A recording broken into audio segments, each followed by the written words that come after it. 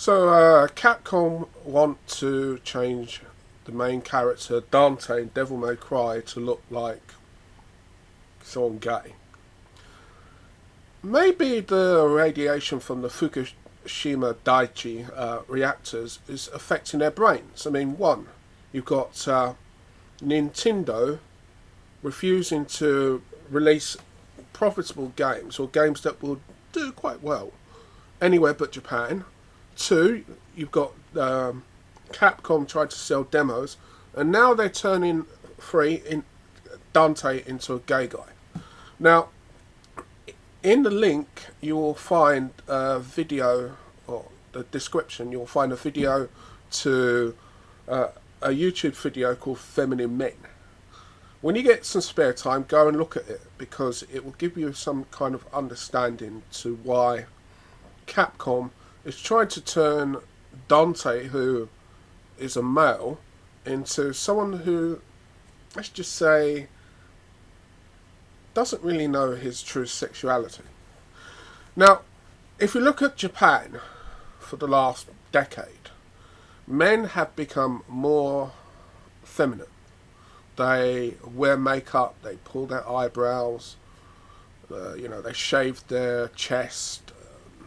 They do everything they can to give themselves an appearance that's more feminine. And it's not something that's new, because the first time I recall seeing a male that I thought was a woman was in Fist of the North Star. In Japanese it was Hokuto Norken. And there's a character called Ray. And he's having a fight with some big motherfucker type guy.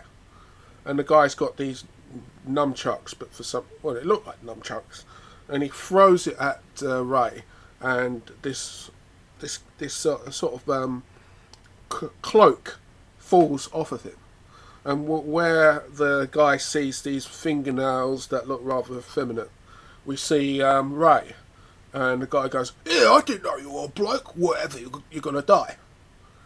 And the next anime that I recall watching with a seriously gay-looking guy was, I think it was Cyber City Oedo 808.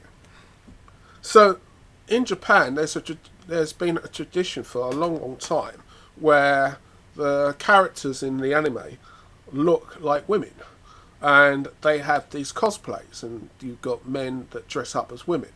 So it doesn't really come as a shock that Capcom might think that by changing Dante into this stereotypical modern day anime type protagonist, that it would appeal to more people in Japan. It's just one problem, Capcom. The rest of the world, men like to be men. That we grow beards. If we grow long hair, it's coarse. Most of us don't sit there with conditioners saying, "Because I'm worth it," because it's not us. So to presume that the rest of the world will be happy with you changing the main character is bollocks. I mean, for me, I'm a bit of a stubborn old git. If you start a series in a certain vein, I want it to continue that way. I don't like it when characters are changed just because you can. I could stick my thumb up my arse, but it's not a good idea, is it? I could put my head down the toilet, but it doesn't mean it's a good idea. Just because you can do something doesn't mean it's a good idea. If you want to reduce the markets for your games from, I don't know, say about 3 billion, being realistic, of people that can buy your games, to 200 million, okay. But that's not very good business sense, is it? And then, by upsetting the fans who buy your games in these other countries, who are you going to sell them to? There's only so many effeminate males that want to buy a game that represents themselves. The rest of the gaming population will get irritated. So either shape up or ship out. Make your mind up. If you want to make money, then listen to the fans. If you want to go bankrupt, I give you 24 months.